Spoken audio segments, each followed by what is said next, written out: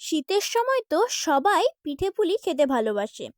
তাই আজকে আমি আপনাদের জন্য দু ধরনের ক্ষীর ভরা পাটিসাপটা পিঠার রেসিপি নিয়ে এলাম। নমস্কার বন্ধুরা, মুখুর্জি রান্না চ্যানেলে আপনাদের সবাইকে স্বাগত জানাই। তো চলুন বেশি দেরি না করে রেসিপিটা শুরু করা যাক। রেসিপিটা তৈরি করার জন্য প্রথমে একটা বোল নিয়ে নিয়েছি। বোলের মধ্যে 1 কাপ চালের গুঁড়ো আর 1 কাপ ময়দা নিয়ে নিচ্ছি। আপনারা চাইলে ময়দার পরিমাণটা একটু বাড়িয়ে নিতে পারেন। এবার ময়দা আর চালের গুঁড়োটাকে ভালো করে চালিয়ে নিচ্ছি। দেখুন ভালো করে চালানো হয়ে গিয়েছে। এবারে এখানে আমুল দুধের গুঁড়ো 1 কাপ নিয়ে নিচ্ছি। ওই কাপের নিতে গেলে 4 ভাগের 1 ভাগ নিতে হবে।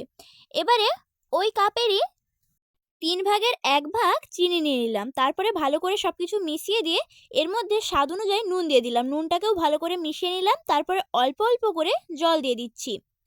ব্যাটারটাকে একটু পাতলা করেই তৈরি করতে হবে। এইভাবে অল্প অল্প করে জল দিয়ে ব্যাটারটা তৈরি করে নেব। দেখুন আবারও একটু জল দিয়ে দিলাম। দেখুন ব্যাটারটা তৈরি হয়ে গিয়েছে। ব্যাটারটা তৈরি হয়েছে নাকি বোঝার জন্য একটা চামচ ঢুকিয়ে দেখে নিতে হবে। চামচের গায়ে লেগে আছে কিন্তু খুবই পাতলা। এবার এটাকে ঢাকা দিয়ে রেখে দিচ্ছি। তারপরে আরও একটা বোল নিয়ে নিয়েছি। বোলের মধ্যে আবারও 1 কাপ চালের গুঁড়ো আর 1 কাপ ময়দা নিয়ে নিলাম। চালের গুঁড়ো আর ময়দাটাকে ভালো করে চালিয়ে নেব। দেখুন আবারও ওই আগের বারেরই মতন 1 কাপ আমুল দুধের গুঁড়ো নিয়ে নিলাম আর একটু নুন নিয়ে নিচ্ছি।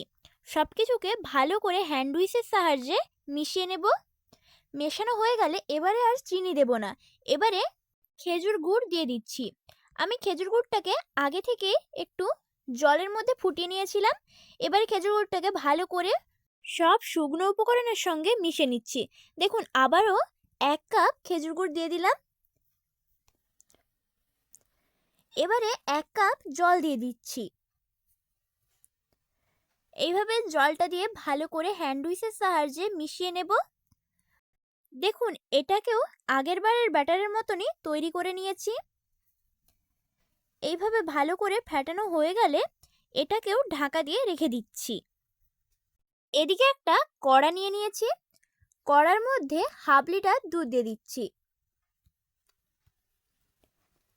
আমি দুধটাকে আগে থেকে জাল দিয়ে একটু ঘন করে রেখেছিলাম। এবারে ওই দুধের মধ্যে 150 গ্রাম আমুল দুধের গুঁড়ো, 50 গ্রাম চালের গুঁড়ো আর 100 গ্রাম চিনি দিয়ে দিচ্ছি। সব কিছু দেওয়া হয়ে গেলে স্প্যাচুলার সাহায্যে ভালো করে মিশিয়ে নেব সব কিছুকে। দেখুন ভালোভাবে মিশিয়ে নিয়েছি। এবারে এর মধ্যে খুবই অল্প পরিমাণে একটু নুন দিয়ে দিলাম। আপনারা যদি মিষ্টি জিনিসে নুনটা পছন্দ না করেন তাহলে নুনটা নাও দিতে পারেন। এবার দুধটা যখন এইভাবে ফুটে যাবে তখন এর মধ্যে 1 কাপ নারকেল কুড়ো দিয়ে দিচ্ছি। নারকেল কুড়োটা দিয়ে আবার ভালো করে দুধের সঙ্গে মিশিয়ে নিয়ে এর মধ্যে 1/2 চামচ ঘি দিয়ে দিলাম। ঘিটাকে ভালো করে ক্ষীরের সঙ্গে মিশিয়ে নেব। দেখুন মেশানো হয়ে গিয়েছে। এবারে গ্যাসটাকে অফ করে দিচ্ছি।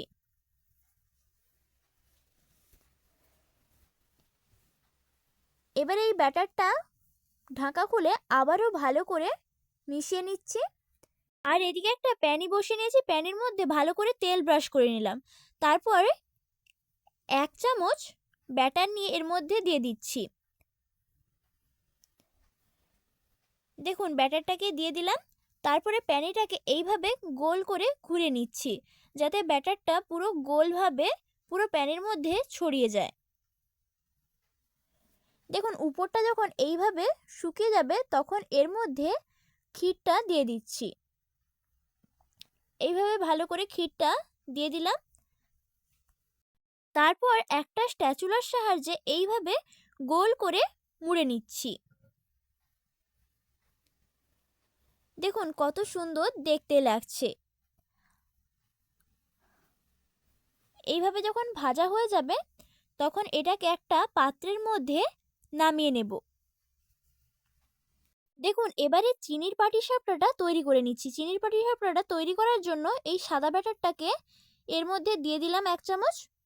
তারপর এইভাবে গোল করে প্যানের মধ্যে ঘুরিয়ে নিচ্ছি। তারপর উপরটা যখন এইভাবে শুকিয়ে যাবে তখন এর মধ্যে ক্ষীরটা দিয়ে দিচ্ছি। এই দেখুন এরকম একটু লম্বা করে দিয়ে দিলাম। ক্ষীরটা দেওয়া হয়ে গেলে আগের মতন করে এটাকেও একই রকম গোল করে মুড়ে নিচ্ছি। দেখুন পুরোটাকে মুড়ে নিয়েছি। একই রকমভাবে সব পাটিসাপটা পিঠাগুলোকে তৈরি করে নেব। দেখুন এবারে এটা একটা পাত্রের মধ্যে নামিয়ে নিচ্ছি। কত সহজে দু ধরনের পাটিসাপটা পিঠা তৈরি হয়ে গেল। আপনাদেরকে একটু ছিঁড়ে দেখাচ্ছি, দেখুন ভেতরটা কত সুন্দর। এই রেসিপিটি যদি আপনাদের ভালো লেগে থাকে তাহলে লাইক এবং কমেন্ট করবেন, আর এরকম আরও নতুন নতুন রেসিপি পাওয়ার জন্য চ্যানেলটিকে সাবস্ক্রাইব করে রাখবেন। ধন্যবাদ পুরো রেসিপিটা শেষ পর্যন্ত দেখার জন্য।